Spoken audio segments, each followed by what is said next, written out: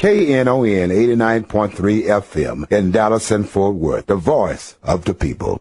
Business owners, tell KNON's listeners about your business. You can put your business or event on KNON. KNON currently has space available to run announcements for you. Tell KNON's listeners about your goods, services, nightclub, concert, or event. Help keep the voice of the people on the air while putting your information on the air. KNON's been named the #1 radio station in Dallas by both the Dallas Observer and D Magazine. Put your business with Dallas's #1 station. Call now for more information at 214-828-9500, extension 227, or extension 233. For more information, go to knon.org and click on the Run Spots on KNON page. It's a great way for your business to support community radio while letting more people know about you. Good morning. It's the Workers Beat. 972-647-1893 is our number.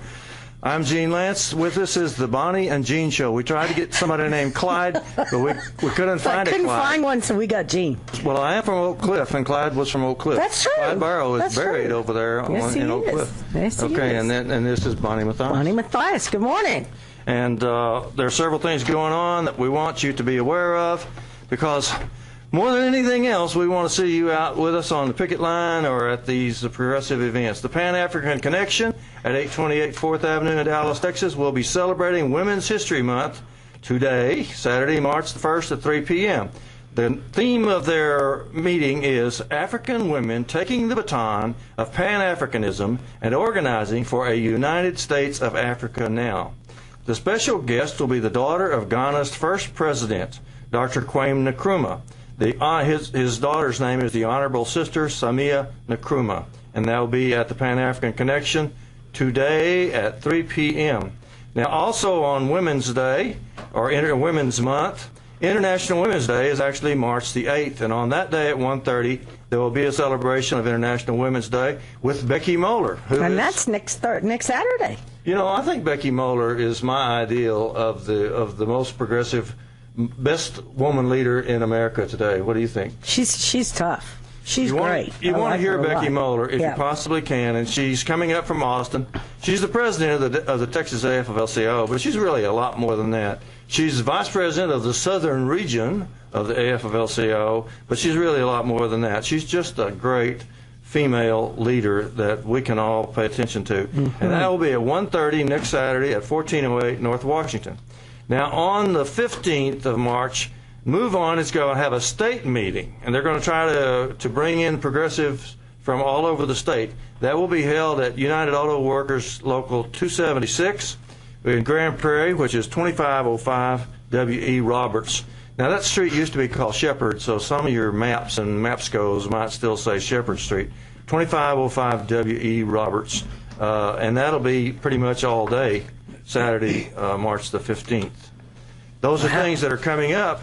There's some bad stuff that's developing that's going to happen here in Dallas. We brought Cooper Caraway. Cooper, what's your title right now?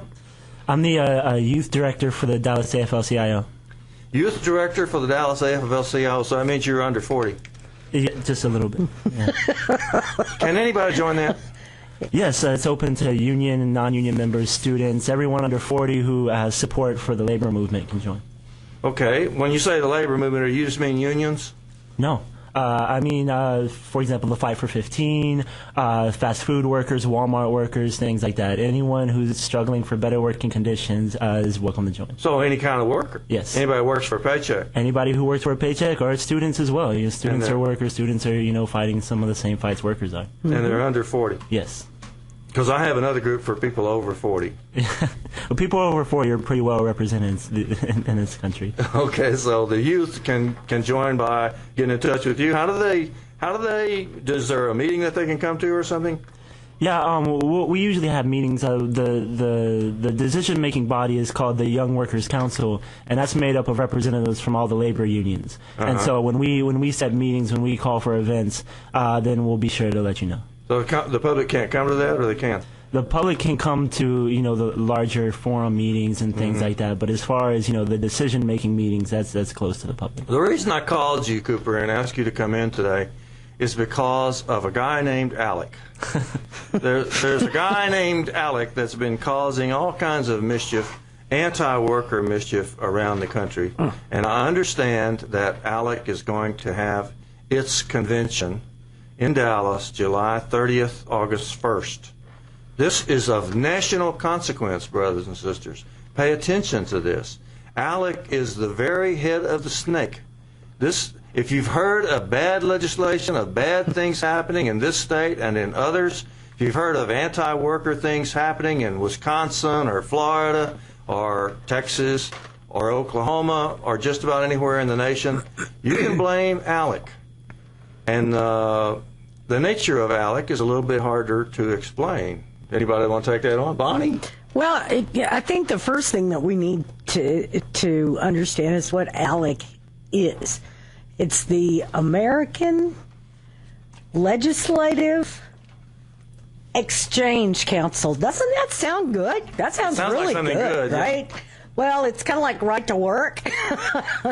That's one of their things. These are the guys that were behind the mess in Wisconsin.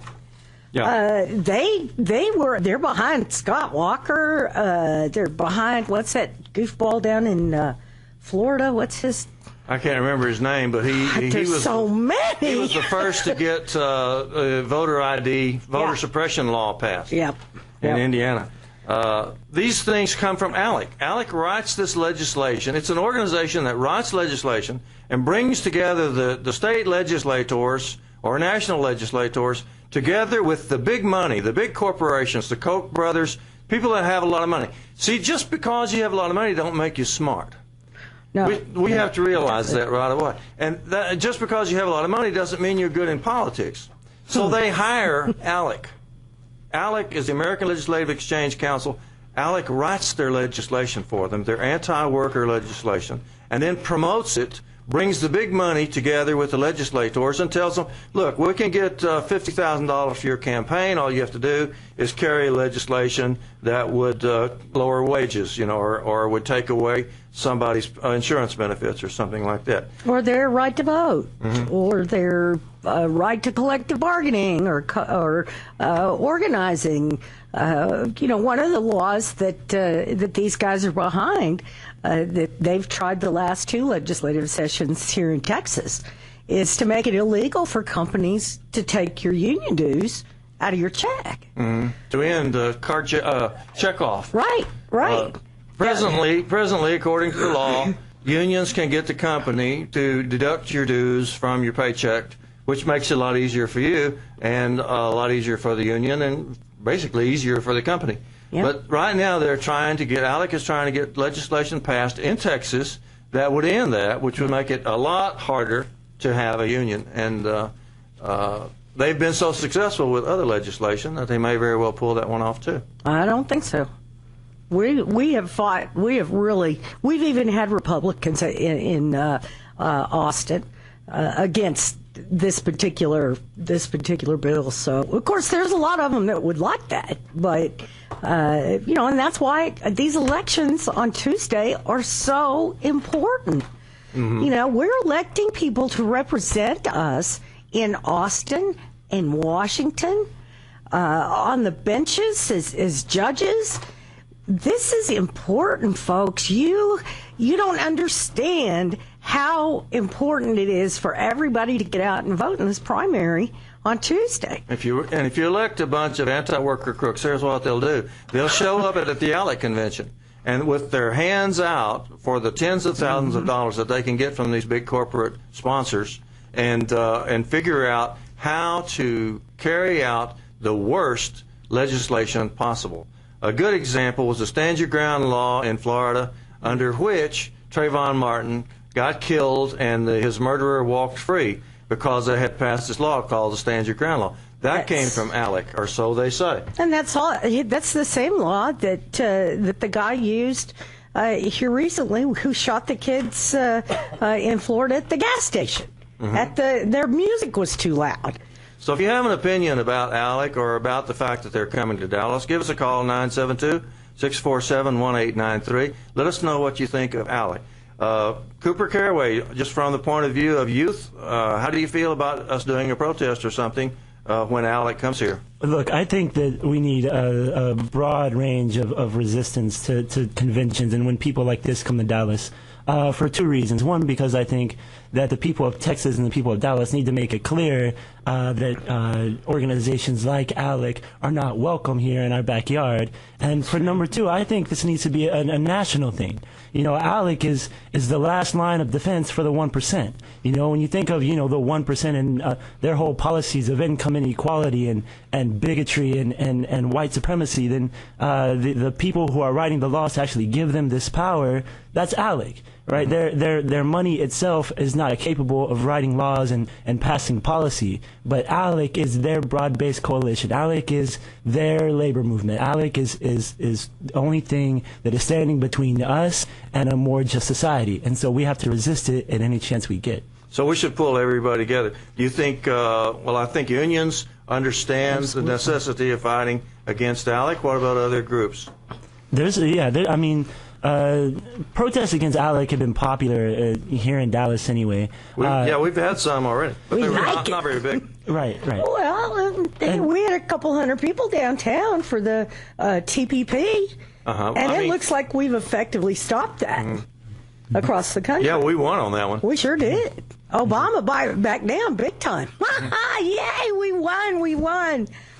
Can we get more than that even for Alec? Yeah, and I think we have to, because I think, like you said, there were not a whole lot of people at some of these protests, but that's because these protests have been called by so many different organizations. And so when I see 30 different anti-Alec protests led by 30 different organizations, what that says to me is not that, not a lot of people are interested. What it says to me is that's potential for coalition building. And that's the very basis of most successful campaigns is of building a coalition. So we can pull people together on this. Students and mothers, I think, are going to be interested in protesting Alec, and I'll tell you why. They're out to get the schools. Oh, yeah. One of the goals of Alec seems to be to undermine the public education system. Yeah. Here's what we got from the teachers union in Austin. They say the Alec education agenda puts profits before performance and corporations before children. The Alec agenda of privatization at any cost is wrong for students. Alec invites corporations to shape public policy on education with devastating results for students and their communities. Alec bills are replicated across the country to divert public resources into private hands, degrade curriculum and accountability, and weaken the voice of educators. These Alec bills pave the way for profiteers. They do want to privatize everything because everything is a profit center for them. When a corporation sees you drink a glass of water, you just think, well, you're just drinking a glass of water. But they're thinking, boy, if I can only sell that water to that person, and they do. They have in some countries. That's right. They have taken over the water and sold it to people because that's a way for them to make profit. They see the same thing with the public schools. They think, if we only owned all these charter schools, or all these private schools, we could be making money every time a kid picks up a storybook. We could be cashing in on that, and so they're trying to destroy the public school system. The teachers know it, and the teachers are up in army about it. I feel that we'll definitely get the teachers, the students, and the mothers involved in a protest against Alec. Can you think of anybody else?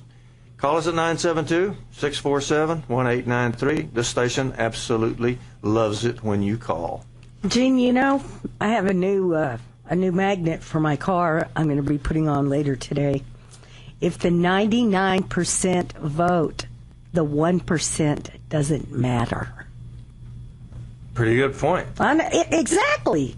If everybody registers and votes, the 1% doesn't matter anymore because we elect candidates that are familiar with and support our working family issues.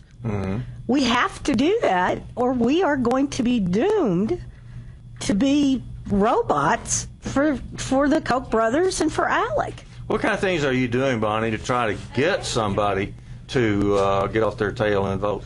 We've been phone banking on Monday, Tuesdays, and Thursdays out of the AFT Union Hall. calling union members. That'll go on Monday, too. Yes, Monday and Tuesday, I believe, because Tuesday is Election Day. That's the Teachers Union Hall at 334 Center in Oak Cliff. Yes. It's on Center and Bishop, so if you know where Yes. Bishop Arts is, it's You just a can't little bit miss it. south of there. That's right. And it's Centre is how you spell that street if you're looking it up. Anybody can go? Anybody can go. Absolutely. 10 to 6, Monday and Tuesday. This weekend, today and tomorrow, we will be conducting labor walks out of the CWA Union Hall. That's your hall. Yep. 10 o'clock today till 1 o'clock this afternoon, and tomorrow from 1 to 4. Hold that thought. We got to take a break. But we love Saturday morning. Yes. 972-647-1893. The station loves it when you call. Please pick up the phone, 972-647-1893. Give us your opinion about Alec. Randy's on the line. Put Randy on. Good morning, Randy. Good morning, you guys. Good morning. Hey, I got a comment first and then a question last. My comment is about the standard ground law. I don't really see any problem with that law specifically because that law, the words that are written on the piece of paper, is not pulling the trigger. I have a problem with probably the majority of both of those juries were probably Anglos and not ethnic people or minority groups. And there's a double-edged sword there because I know a lot of minority groups aren't getting on juries, and most of them are Anglos. And those Anglos should have convicted the gentleman that shot the kid in the car because the music was too loud or whatever, because they were hanging up on the term premeditated. And according to the law, the definition of premeditated, it's not you don't have to think about it overnight. You don't have to think about it over practice and do it. Premeditated can be from the pull of the trigger one time to the pull of the trigger the next time. So the problem I have with that is the jury didn't convict the man when they should have. They didn't have the guts to convict a white person for killing a black person. I'll just put it like it is. Okay. Yeah. Go ahead with your question then. My question is, when America first started their public school system, well, it's a two-part question. The first part of it is, when America first started their school system, what was their purpose? To have just a bunch of smart people walking around in the world, or to make the workforce more intelligent? And now that you're saying that Alec and other organizations are trying to break down the public school system in America, what is their purpose? To have stupid people walking around stealing, or what? Answer those two-part questions, and I'll hang up and listen. Okay. I'll pass this question on to Cooper. He's closer to the student population than I am. Okay. From what I can tell, Alec's really only motivation is profit. And so anytime they see an opportunity to make more profit and to make more money for themselves and the people they represent, they're going to do it. If that means closing schools and opening charter schools where they can make more of a profit, then they're going to do that. And so really, it's very simple. You know, Alec is very predictable and a very simple entity where you can just see their one motivation is profit, and they see profit as being power. And so they're going to do whatever they can legislatively to ensure the power remains in the hands of the 1% and the profit remains in the hands of the 1%. There you go. 972-647-1893 is the number. Please call us. Let us know what you think about the fact that Alec is coming to Dallas. Another big smirch on our reputation.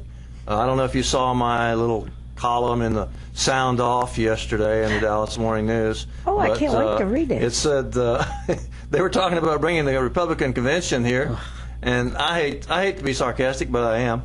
And I just wrote a sarcastic little note, and I said, you know, we don't have any reputation to lose. Right? If we invite the Republicans here, we're already known as a nasty, backward, racist, anti-worker center. And that the richest people in America come here to fill their pockets. The most backward politicians come here, including Senator Cruz, to get their pockets filled, and from the very, very wealthy, nastiest politicians in the country So we don't have any reputation to lose, so they might as well bring the Republican convention here as well as they want to. And at that time, I did not know that something even worse than the Republican convention was coming here, which is Alec. I found out a day or two later, when I wrote that, that Alec was going to come to Dallas. And so if you want something to bring the reputation of this town down even further than it was after President Kennedy was assassinated here, then bring on Alec, and then bring on the Republican convention, because that shows not only, they could claim, well, we didn't actually pull the trigger on Kennedy. It wasn't actually us that did it, although they certainly set it up. They certainly worked hard on creating a situation where violence was practically invited by the Dallas Morning News into the city. They can claim that they didn't pull the trigger, but now they can definitely admit that they pulled the trigger on allowing Alec to come to Dallas and have a convention here, and then going out and courting the Republican convention to come to Dallas. So they can definitely take the blame for that. What do you think? 972-647-1893. You don't have to agree with me. You don't have to disagree. Just call and tell us what you think. 972-647-1893. Call and give Cooper Caraway a hard time. Everybody enjoys that. I enjoy it, and I think you would too. 972-647-1893. So did we answer both parts of Randy's question? He wanted to know if they wanted stupid people. Well, yeah. The answer was that they don't care. Well, I don't know if that's entirely true.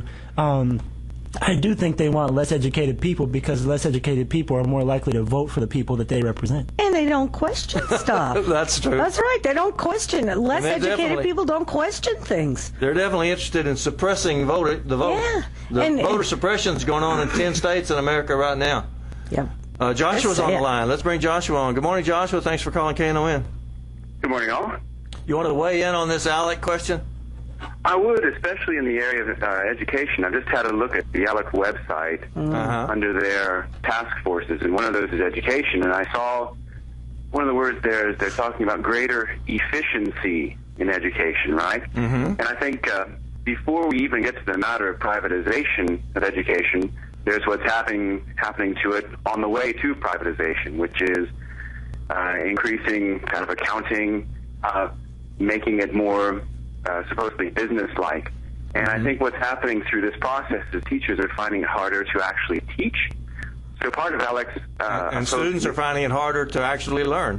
To learn, right. So it's not only the privatization that I think is the objective. Part of it, maybe, I think Randy was onto something in the sense that the students, because of the pressures on teachers, are less able to defend themselves. Because they're not learning in the way that students in other school systems might be learning. Do you think Alec cares one way or the other? Well, I think it certainly would be convenient for them to have working people not be able to defend themselves. Joshua, do you think teachers will come out in a protest against Alec? Do you think they understand that there is actually somebody pulling the strings to make things as bad as they are in the schools? Yeah, definitely. No doubt about it. Well, that comes as a surprise to some people, because the people think, well, this is just the way things are. They don't realize that there's somebody up there conspiring against them, that there is actually a group of people that sit down with paper and pencil and computer and big-time money in their pockets and say, here's how we can promote misery among the ordinary people. There actually are such people. Yeah. I went to school with some of them, actually. That's part of the elite universities. That education is. That's where a lot of those folks go to train, and they make their contacts, and they're recruited by organizations like Alec. And they do exist. Certainly, they do. And not only do they exist, they're going to show themselves right here in Dallas on July 30th.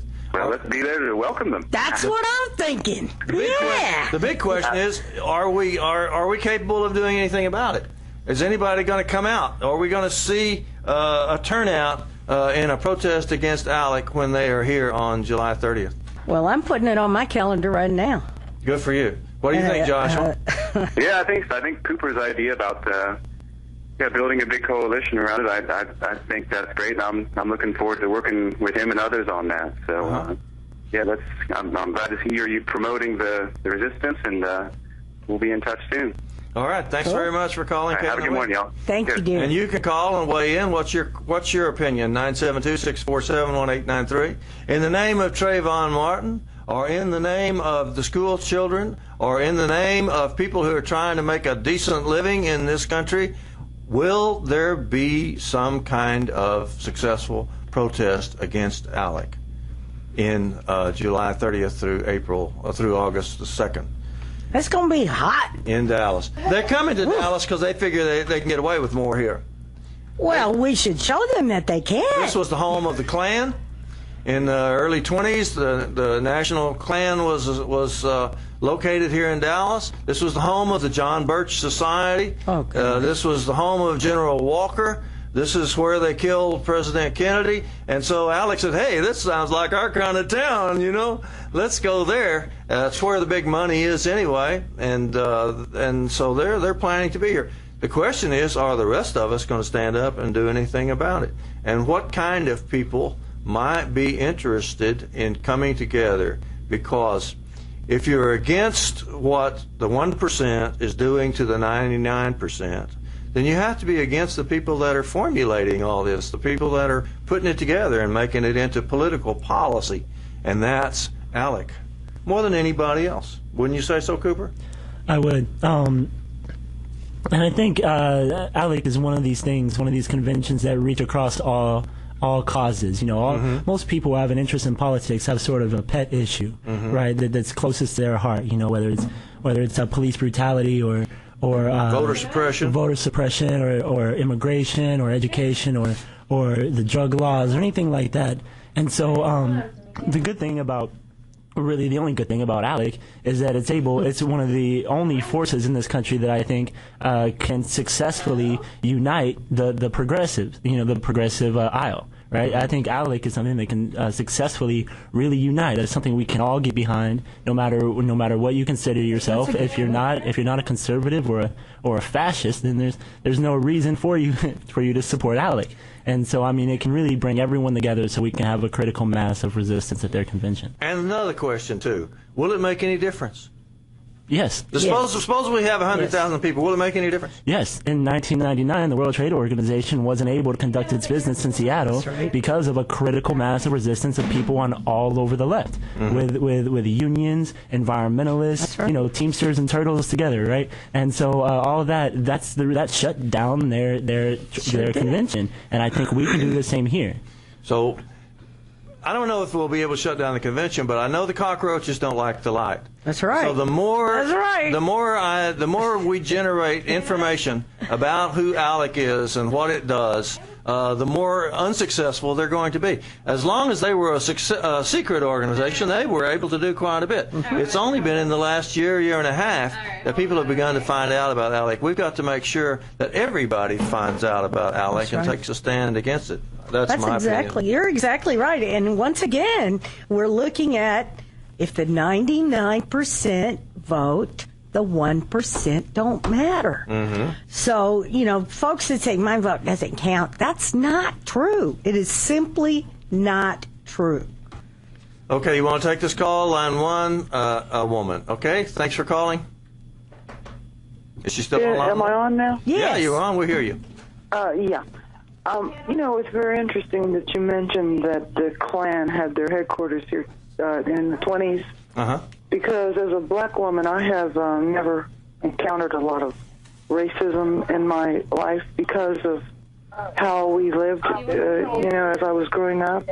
And then when you come here, there's so many things that are so blatant that happen to black people here that it's unbelievable.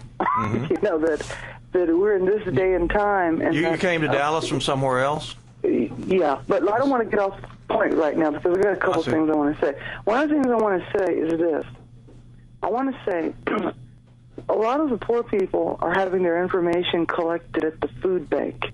If you're below the poverty level, and a lot of people are, you go to the food bank. Food banks not only give out food, but you get free clothes.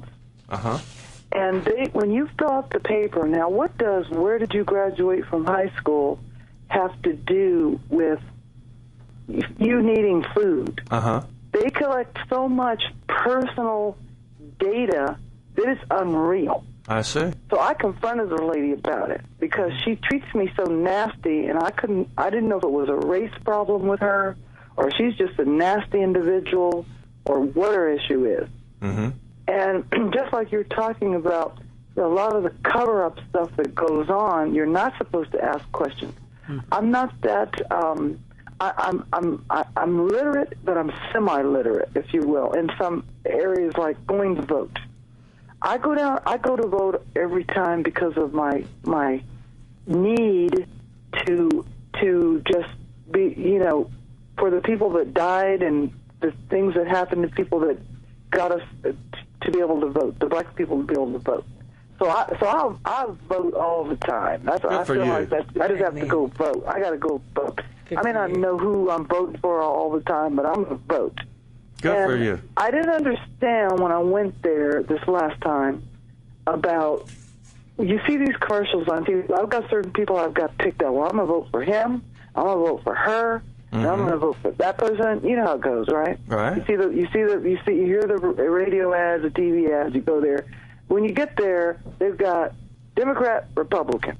No, you can't pick some off that one. You can't pick. Are you Democrat or are you Republican? That's just in the primary. I said, is this the straight ticket? I don't really know what that is. Straight ticket. Okay, people can laugh if they want to. There's a lot of people out there that are the same way. You're going there. They think they can vote for certain folks. Then you go there, you find out that's not really how it goes. In the Texas primary, you vote for one party or the other. Yeah. That's true. Well, it's different in all states. And I asked that question too, and that's one that they don't want to answer. That you get a mouthful of gumbo. Actually, it's worse in some states. Yeah, because some states you have to register. I'm not going to type the line because I can get rather long-winded. So thank you for your letting me comment today. Thank you so much. I'll let the next person call in. Thank you for calling. Let's let Daryl talk. Daryl's on line 3. Good morning, Daryl. Thanks for calling. Good morning, brothers and sisters. How y'all doing today? Good. Hi, Daryl. Hey, I just wanted to remind everybody that when we're talking about Alec, and this morning y'all brought up education and stand your ground, but that it's so much broader than that. Alec has been at the front of these environmental, anti-environmental stuff, free trade, this Trans-Pacific Partnership. They were there in Michigan on right to work. They were in Wisconsin with Governor Walker on denying public employees the right to collective bargaining. Alec encompasses so much anti-people's legislation, it would be hard to even list them this morning. So you think we could have a pretty broad coalition, like Cooper said a while ago? I think it would involve anybody that would consider them, in the favor of the 99%. That they would have to be opposed to Alec, because Alec just has their tentacles in just so many different things. And I'm looking at a list here this morning of politicians, and I just want to remind our brothers and sisters out there, it's not always just Republicans. We got to watch these Democrats, too, because I'm seeing some Democrat names come up on these lists with Alex as well. Now, there's a lot more Republicans, and that's true. But just because you may be voting for a Democrat doesn't always mean that they might not be supportive of Alec. Okay, we're going to take a break. If you got some more to say, stay on the line. We're back on the Worker Speak. Call us at 972-647-1893. Is Daryl still on? All right. Hey, Daryl. We were talking about Alec, and you said that they've offended just about everybody, right? Is he there? Oh, no. Okay. Guess we lost him. They have offended pretty much everybody. I was going to ask him if he disagreed when I said that if you consider that the anti-worker forces in America are a big old snake that is choking us to death, that this is the head of the snake. Oh, I think it needs to, and if you cut off the head of the snake, the rest will don't die. know what to do. That's right. The snake will die. Well, I think this is the head of the snake.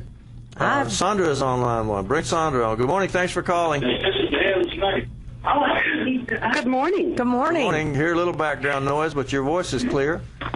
Yeah, I'm going to shut the door because I've got you on the radio. Okay. I'm Sandra Crenshaw, 37-year a member of the Dallas County Democratic Executive Committee. And so I think your conversation today about, watch everybody, don't just think that because they are sheep with wolf clothing, a wolf with a sheep clothing on that you should vote for them. I would like to know your opinion on whether or not we should elect our judges through partisanship. That they have a partisanship method for using electing judges versus appointments. And I'd like to know your opinion on that, because in the civil rights movement, about the only place that we really got victory has been in the courts. The whole Civil Rights Act that was signed 50 years ago, the War on Poverty, those were all done, through actions through the courts. Through the federal courts. Well, yes, but you also have, state courts, too, and state legislatures, by the way. I filed a lawsuit, and I'm leaning on the courts to make a ruling on Democratic Party chair ruling me ineligible when the Texas Constitution describes exclusive residency requirements for state representatives and state senators. And so it doesn't apply to what she did for me. But we don't want to talk about that right now. I want to talk about, I would like your opinion and the listeners' opinions on whether or not judges should be elected in a partisan manner. What happens is, and I'm going to be quiet, what happens is that these judges have to kowtow to the Democratic Party, to the Democratic Party elected officials. I don't know if you know, but in the African American community, which delivers the majority of the Democratic vote in Dallas County, you have 3 elected officials who are endorsing one slate of candidates for judges, and then you have the district attorney, who is also a Democratic elected official, endorsing another slate of candidates. And I'm going like, what does a commissioner and a congressperson have to do with the judicial system and letting them decide what's best for us as to which judge? Because at the end of the day, if any of us have to go before a judge, we want a judge that's going to be fair, not one that's going to be accountable to Commissioner Price or accountable to Craig Watkins. So I wanted your thoughts on that, and if you were aware of this version of democracy in our community. You're saying that possibly the judges should be appointed instead of elected, right? Right. Now, this has been an age-old debate. They have been debating this for 40 years as to whether or not they should be. I don't know. Just like the lady said, what does graduating from high school, the name of the high school, have to do with somebody who wants to be, that needs food? Or clothes, so what does it matter which primary you voted in when you're supposed to be dispensing justice equally and fairly? So what difference does it make if you are a Democrat when electing judges? Why do we do that? I mean, why should we? When we have had judicial candidates at these forums, they won't answer any questions because they're afraid that the Democratic Party Executive Committee is not going to support them. And I think that's awful when a judge, the only way that we can get rid of bad judges is by voting them out, because they have like absolute immunity. And if they're making bad decisions, then that's the only way that we can get them out. But if they can come to forums and they're scared to answer questions and they won't take any advice, and they say, well, I was scared to take a picture with that person because I didn't know if that was a person I was supposed to be associated with. In other words, they're being accountable to black elected officials endorsing a slate of candidates, whether it's Craig Watkins or John Wiley Price. Each of them are all on the radio telling you to vote for this person, and we don't know if either side are good judges because we can't get any information. They just want us to vote for who they tell us to vote for. Wrap it up, Tony, because there's other people waiting. Go ahead. I mean, excuse me. No, I wanted you to see wrap up what your because thoughts Tony's were. waiting. Okay. Okay, well, we'll answer that in a minute. Let's put Tony on, though. I don't want him to have to wait. Good morning. Thanks for calling, Tony. How you doing? Pretty good. Good morning. All right. It amazed me that when it comes down to getting elected, everybody choose sides. I'm a Democrat. I could have been a Democrat 4 or 5 years ago. I do lean Democratic when I do vote. And to me, when you have people who fighting with crumb and can I get a state senator to elect? I haven't seen one. Even the lady who called earlier, even the guy last hour who's running the Democratic Party, say anything about the Senate of Texas, the senators, or state spots. But they want you to elect people based on their preference. Me, I think Wendy Davis, I'm voting for her. But she, to me, is incompetent. I can say that because we have fracking issues in Republican districts who are fed up with the state of Texas and its fracking, and she ain't mentioned anything about that. And so, and what I have issues is this: it seems as though the Democratic Party and the city and the state are so incompetent to the point where when we do run, we run all these different people running, and no one has had a one meeting area where we can actually get all these people. Vote for me because this and this. It's one lady I would have voted for if I had known if she came on Reverend Barnett's show or your show weeks ago, but because she's running for the education board. But guess what? If I don't hear from these people or they don't see me in the slides, and all of a sudden I voted yesterday, guess what? She lost my vote because I didn't know anything about it. And so I think what we have to do, if the Democratic Party wants me back, is get more organized, and move around to the suburbs and places and have these meetings, rather than, you know what, on last day I'm going to come on Reverend Barnett's show to give you my spiel to vote for me. How do you with that? Yeah, I was kind of surprised to see Reverend Barnett had candidates on in the last hour. They won't let me have candidates. I think they like Reverend Barnett better than me. Well, and I got to say that just the Dallas CLC, the AFL-CIO here in Dallas, we did candidate forums. We did candidate interviews. Screening.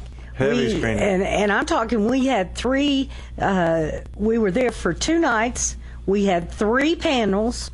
And I think we interviewed had 70 people. I was going to say, I know it was close to 70 people that week. Yeah, and we chose. It was over 70 people because we actually endorsed 70 people. Okay, that's right. And we had some races we didn't endorse anyone. But that's some place that you can go. The League of Women Voters is another place that conducts candidate screening and makes recommendations. The Dallas Morning News does candidate screening and picks the candidates, the anti-worker candidates. That's right, every time. Very good. Not every time. Well, almost they every pick time. who they think is going to win. Well, sure. And I think that if folks need to pay attention. And Sandra called and said, what about these judges? Should we elect judges on party lines? I don't know what the answer is. She didn't say the other side of the argument. No. The other side of the argument is you see, if they're not going to be elected, they're going to be appointed. Right. Now, my question is, who's going to appoint them? Who's going to appoint them, right? I don't want Rick Perry making no more appointments. No. Rick Perry makes way too many appointments in Texas, if you ask me. Yeah, and I think you have to educate yourself. You can't depend on the candidate reaching out to you. You need to find out who the candidates are and do your homework. They all have websites. The truth is, electing judges is not very good, not very efficient. No, it's not. It's very democratic, but it's not very efficient. Yeah. And it's like Winston Churchill said, democracy is the worst possible form of government except for all the others. Exactly. And, unions are very democratic. We do everything democratic. Yeah, and it's painful, too. It is very painful sometimes. Takes forever. It does. It takes forever, and my union spends a fortune for every election. I don't know if the membership appreciates that, but it costs tens of thousands of dollars to decide who's going to be the union president and stuff like that. Yeah, and these are jobs that don't really pay that much, and a lot of them don't pay anything. Like I've been on the executive board of my union, and I never got paid for nothing. Yeah, us union thugs, we are not breaking down the big bucks. Let me just tell you, it costs us thousands and thousands of dollars to conduct all those elections. Yeah. We have them all the time. 972-647-1893 is is your number to call. There's something I want to talk to Cooper about while we've got him here. The activist group that you're in, the Young Workers Council, they've taken on an issue, right? Have they not? They have, yeah. Okay, so there's a company called Sodexo, right? And Sodexo is a company that mostly employs food service workers, and they do it on campuses, hospitals, universities, places like that. You know, low pay. Right, yeah. These places where you have food courts and things like that. Most of these workers are sometimes, some of them are franchised out to different restaurants like Chick-fil-A and stuff, but most of them are employees of Sodexo, right? And so these Sodexo workers at TCU, Texas Christian University in Fort Worth, they for a long time they enjoyed a pretty good workplace, right? They had wasn't too bad. No, it wasn't too bad. They had some decent wages. They had really good benefits. They were given full-time hours. They were even given vacation days and things like this. And so they're doing really good things. And so when the Affordable Care Act, when it was clear that the Affordable Care Act was going to come into effect, and all these national corporations started using it as an excuse to cut people's benefits and stuff like that, Sodexo sent a memo to its employees to let them know that that wasn't going to happen. That the Affordable Care Act was not going to have any effect on their pay and their benefits and things like that. And then while they were doing that with their right hand, they came along with their left hand, and then about a week later, and said, actually, we're going to have to cut your hours because of the Affordable Care Act. Oh, and they're going to blame Obama for it. Right, and when they're going to cut their hours. Thanks, Obama. And when they cut hours, they didn't cut their pay much, but when they cut their hours, they lost all their benefits and their vacation days and everything. So you have people who have worked here for upwards of 15 years, and their whole life, their bills, the things they make, their budget is centered around these things that they think are guaranteed. This pay and these benefits that they think are guaranteed, and all of a sudden it's just stripped out from under them. Yes, that's all like in my workplace. Every time the company lays somebody off, they blame the union. Yeah. They always act like the union had done it, but the company's laying them off. Exactly. So the company, Sodexo, is cutting people's hours, cutting their benefits, and what can be done about it? Well, right now the workers are trying to organize with the UFCW.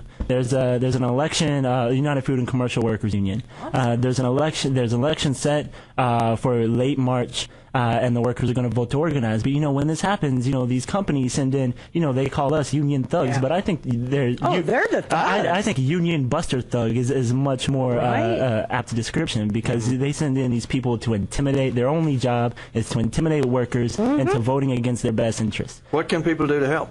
What people can do is they can get in contact with the AFL-CIO or the UFCW, and they can come out to TCU campus and help build community support and student support for these workers, because corporate intimidation means nothing when you have your neighbors and your neighbors' neighbors and your family behind you. Is there a telephone number or anything where people can find out more about it? You know what? Website or something? Yeah, you know what? They can call me. They can 972-974-6059. That's my cell phone number. If you want to call me. You better give it more slower than that. 972-974-6059. You can call me, and we can help organize these workers, because it's going to take a critical mass of support to defeat these union-busting thugs. Let's try to get this call in from an anonymous person calling Knon. Thanks for calling. Yes, I just wanted to let you know that last month, on the 18th, I think that was on a Tuesday, I went and stopped by at the Dallas Central Library in downtown Dallas, across the street from Dallas City Hall. In the lobby, DPS was there to help out, to help out with the voter ID. Good. And then across from them, some girls from the election office, Dallas County. All of them were Latinas. And I went and talked to the one at the DPS site, and I was glad to see them there. Yeah. And I said, oh, how wonderful and all this and that. But it turned out that they were there to intimidate from getting voters ID. But I don't think it's them. I think they're like robots. And they're instructed how to behave and what not to say and say this and that. I asked them, are you going to be here all week so I can tell my neighbors where I live at? I know a lot of them vote, and they may need a voter ID. I don't know. She said, yeah, we'll be here all week. And I told her the time, and she told me. So I repeat them back to her. And she confirm it, yes. And they were not there the next day, nor the next day. The whole week they were not there. Uh-huh. And the other thing is, you don't have to give them your Social Security number. She doesn't say that, but on the form to fill out, that you have to fill out for the voter ID, on the bottom it says, you don't have to give it to them, but if you do, they're going to use it on the child support database. Right. But they were there to intimidate, and you would think that, the majority of the patrons that go to that library are homeless. They're not going to go up to them and tell them, hey, I don't have an ID, and I'm, They're just that part right there. They're intimidated, and they're trying to show like they really were there to help when they weren't, and they were not. I'm not taking it out on her. They're robots. They use minorities to do their dirty work, and right now at this moment, the Republicans have a think tank listening in to see what next. Wrap it up now because we got to get out of here. Wow, right. That's we thanks can carry so on that. And thanks for listening, everybody. We'll be back next week. Thank you. KNON 89.3 FM in Dallas and Fort Worth, the voice of the people. Business owners, tell KNON's listeners about your business. You can put your business or event on KNON. KNON currently has space available to run announcements for you. Tell KNON's listeners about your goods, services, nightclub, concert, or event. Help keep the voice of the people on the air while putting your information on the air. KNON's been named the #1 radio station in Dallas by both the Dallas Observer and D Magazine. Put your business with Dallas's #1 station. Call now for more information at 214-828-9500, extension 227, or extension 233. For more information, go to KNON.org and click on the Run Spots on KNON page. It's a great way for your business to support community radio while letting more people know about you.